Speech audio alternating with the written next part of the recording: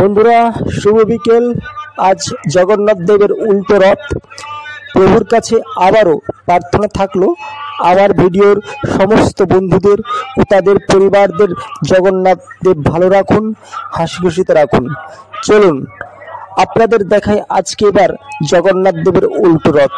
তবে আজকে জগন্নাথ দেবের রথ কিন্তু একটু স্পেশাল থাকছে, কেননা আজকে একটি নতুন জায়গার রথ আপনাদের দেখাবো। হ্যাঁ, আজ আমি আপনাদেরকে আমার নিজের গ্রাম ও গ্রামের রথ ঘুরে দেখাবো। যদিও গ্রামটি ছোট্ট ও তার রথটিও ছোট্ট, তবুও শেষে গ্রামটি কেমন লেগেছে আপনাদের অবশ্যই জানাবেন এই ভিডিওর শেষে। অবশ্যই আপনাদের যদি ভিডিওটা ভালো লাগে আপনারা ভিডিওটি লাইক, শেয়ার এবং সাবস্ক্রাইব করে দেবেন এবং নোটিফিকেশনের বেল আইকনটি ক্লিক করে দেবেন।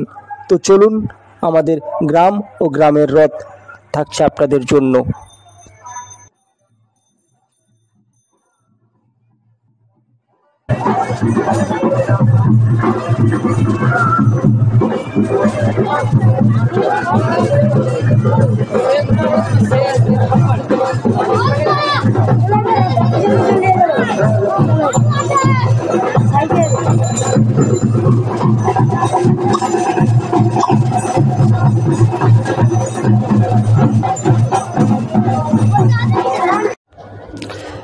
এখন আপনারা যে জায়গাটি দেখছেন, এখানে আমাদের ছোটবেলার অনেক মধুর স্মৃতি জড়িয়ে রয়েছে।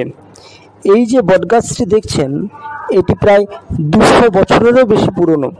দেখুন কত সুন্দর ও কত ঝুড়ি নেমে এসেছে। আর ওই আমার প্রাথমিক বিদ্যালয়, যেখানে আমি পড়তাম ছোটবেলা, দেউলপোতা বিবেকানন্দ প্রাথমিক বিদ্যালয়।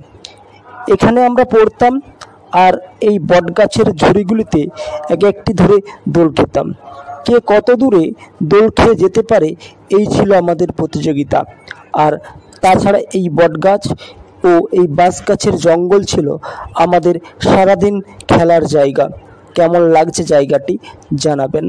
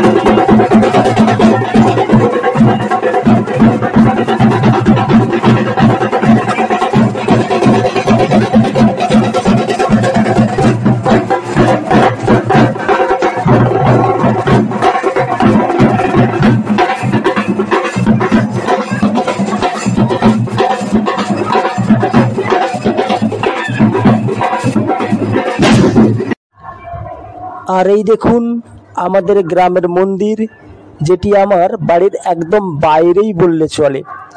এখানে রয়েছে গ্রামের শীতলা মন্দির, কালী মন্দির, মহাদেবের মন্দির ও হনুমানজির মন্দির ও একটি সবুজ ঘাসে ভরা মাঠ এবং একটি ক্লাব। এইখানে বছর প্রায় 12 মাসই 13 পার্বণ লেগেই চলে বলা যায়। তো মন্দিরটা আপনাদের কেমন লেগেছে এটাও আপনারা আমার ভিডিওতে জানান।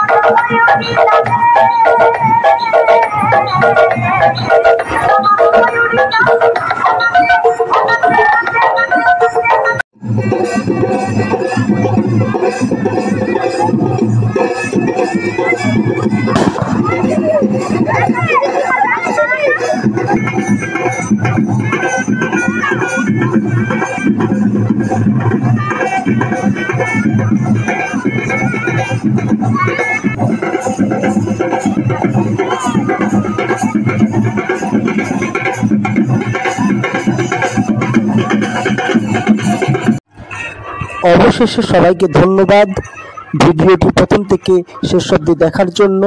সবাই ভালো থাকুন, সুস্থ থাকুন। আজকের মতো বিদায়, নমস্কার।